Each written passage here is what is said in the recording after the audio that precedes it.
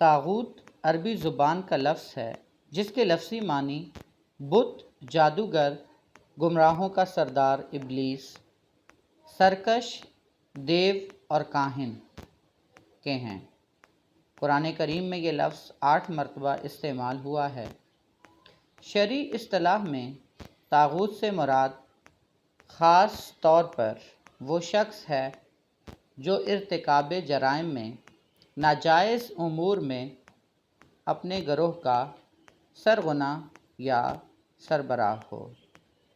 اب ہم بات کرتے ہیں کہ قرآن پاک میں طاغوت کے لفظ کو کس طرح سے بیان کیا گیا ہے۔ اللہ تعالیٰ قرآن مجید میں ارشاد فرماتا ہے، اذهب الی فرعون انہ طغی۔ سورہ طٰہٰ آیت نمبر 24 میں اللہ تعالیٰ فرماتا ہے کہ تم فرعون کے پاس جاؤ، وہ بہت سرکش ہو گیا ہے۔ تو یہاں پہ ہمیں طغیٰ کا مطلب سرکش نظر آتا ہے۔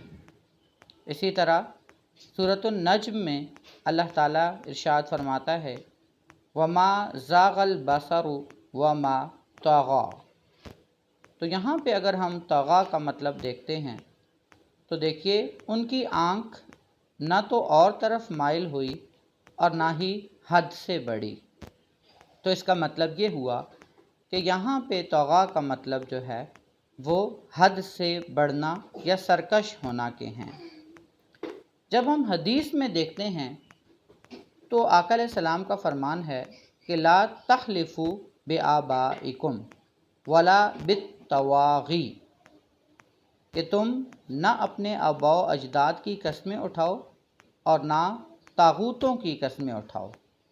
اسی طرح ایک دوسری حدیث میں آقا علیہ الصلاۃ والسلام کا فرمان ہے، ولا بالطواغیت۔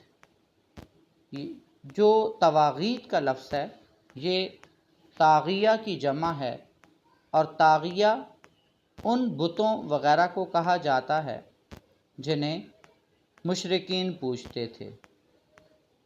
اب مسئلہ یہ ہے کہ طاغوت کو پہچانا کیسے جائے؟ تو طاغوت کو پہچاننے کے لیے کچھ نشانیاں قرآن و حدیث کی روشنی میں ہمارے سامنے آتی ہیں۔ نمبر 1، طاغوت تو ویسے تو بے شمار ہیں لیکن 5 چیزیں ان میں بڑی امپورٹنٹ ہیں۔ پہلے نمبر پہ ابلیس لعین یعنی شیطان، یا ایسا شخص جس کی عبادت کی جائے اور وہ اس فعل پر رضامند ہو، تو ظاہر ہے کہ ایسا شخص بھی طاغوت کہلائے گا۔ نمبر 2 پہ وہ شخص جو لوگوں کو اپنی عبادت کی دعوت دے، اگرچہ اس کی عبادت نہ بھی ہوتی ہو، تو ایسا شخص بھی طاغوت کے زمرے میں آئے گا۔ نمبر 3، جو شخص علم غیب جاننے کا دعویٰ کرتا ہو۔ نمبر 4، جو شخص اللہ کی نازل کی ہوئی شریعت کے خلاف فیصلہ کرے، یا وہ شخص جو اپنے آپ کو شریعت ساز یعنی شریعت بنانے والا سمجھتا ہے، تو ایسے شخص کے لیے بھی طاغوت کا لفظ بولا جا سکتا ہے۔ اور نمبر 5، جو اشخاص اللہ تعالیٰ کی بندگی کی راہ میں قصداً حائل یعنی جان بوجھ کر حائل ہوں، چاہے وہ اولو الامر ہوں، مذہبی پیشوا ہوں یا پھر رشتہ دار ہوں۔ انسان کا اپنا نفس جب اسے اللہ سے بغاوت پر اکسائے اور وہ جان بوجھ کر اللہ کے فرمان کو چھوڑ کر اپنے نفس کا پیروکار ہو جائے، تو یہ بھی طاغوت کی ایک قسم بنتی ہے۔ اللہ تعالیٰ سے دعا ہے کہ اللہ ہمیں طاغوت کے بجائے اپنی اتباع کی توفیق عطا فرمائے۔